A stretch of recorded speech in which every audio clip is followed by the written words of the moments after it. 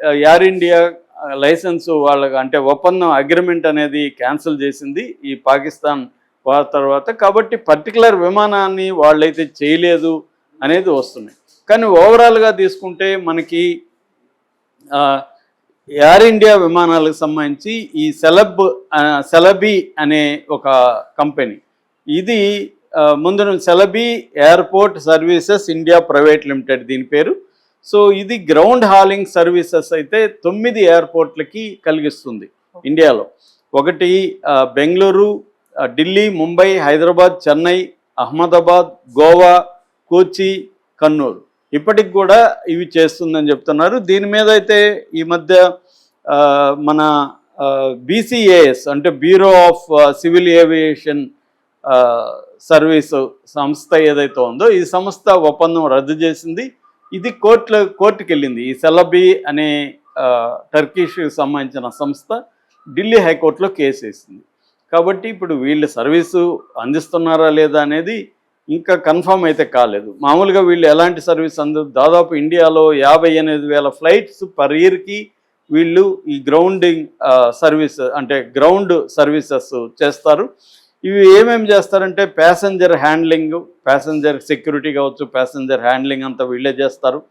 అలాగే baggage handling కూడా వీళ్ళే చేస్తారు. అట్లాగే కార్గో హ్యాండ్లింగ్ అంటే 5,40,000 టన్నులు పర్ ఇయర్ కార్గో హ్యాండ్లింగ్ కూడా వీళ్ళే చేస్తారన్నమాట. అంటే ఎయిర్క్రాఫ్టింగ్ service facility, cleaning, load maintenance capabilities ఇవన్నీ కూడా టర్కిష్ కంపెనీ సంబంధించి చూస్తుందన్నమాట. దీన్ని క్యాన్సిల్ చేసి ఎయిర్ ఇండియా శాట్స్ అనే సంస్థకు, తర్వాత బర్డ్ ఫ్లైట్ సర్వీసెస్ అనే సంస్థకు అప్పగించాం ఈ మధ్యనే ఒక 1 మంత్ బ్యాకే అనేది ఇండియన్ ప్రభుత్వం చెప్తుంది. కాబట్టి ఇండియన్ ప్రభుత్వం ఆరోపించట్లేదు, కానీ మన రామ్దేవ్ బాబా లాంటి వాళ్ళు ఆరోపిస్తున్నారు. అంటే గ్రౌండ్ హ్యాండ్లింగ్ సర్వీసెస్ 9 ఎయిర్పోర్ట్లలో ఇంక్లూడింగ్ అహ్మదాబాద్ ఎయిర్పోర్ట్లో దీనికి ఇవ్వడం. ఎందుకంటే దీని ఎంప్లాయీస్ 10,000 మందికి పైన ఉన్నారు. సో వీళ్ళు ఇప్పుడు ఆల్రెడీ వాళ్ళకి ఈ 9 ఎయిర్పోర్ట్లలో ఇప్పుడు తాత్కాలికంగా సేవలను ఆపినా కూడా వాళ్ళ మనుషులైతే అక్కడ ఉంటారు కదా, వాళ్ళ ద్వారా చేయించుండొచ్చు కదా. ఇది కాన్ఫిగరేషన్లో చిన్న మిస్మేనేజ్మెంట్ చేస్తే చాలు, నీకు ఫ్లైట్ అనేది ఇదవుతుంది. ఈ మధ్యనే నేను ఒక సినిమా చూశాను, అందులో ఇదే జరుగుతుంది. అంటే ఒకే ట్రాక్లో 2 ఫ్లైట్లు వచ్చే విధంగా వాడు కాన్ఫిగరేషన్ సెట్టింగ్స్ చేస్తాడనమాట. సో దాన్ని చివరి నిమిషంలో ఎలా ఆపారనేది ఆ సినిమా అనమాట. ఎందుకంటే 2 ఫ్లైట్లను ఢీకొట్టి చేయడానికి.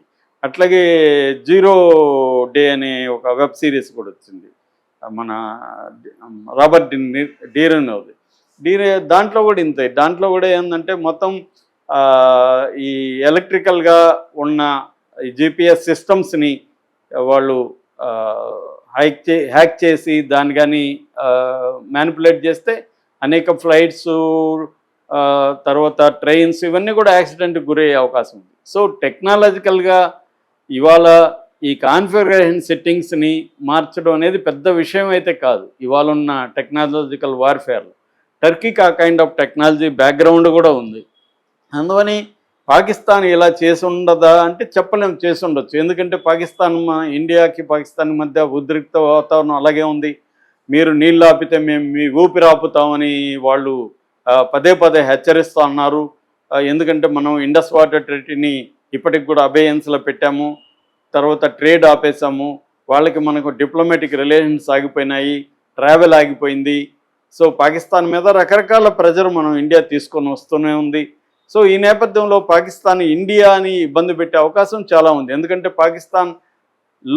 పాకిస్తాన్లో BLA కానీ అంటే బలూచ్ లిబరేషన్ ఆర్మీ కానీ, TTP అంటే తెహ్రిక్ తాలిబాన్ పాకిస్తాన్ అనే సంస్థ, ఈ 2 టెర్రరిస్టు సంస్థలు, ఈ 2 కూడా పాకిస్తాన్ని ఇబ్బంది పెడుతున్నాయి, వందలాది మందిని చంపుతున్నాయి.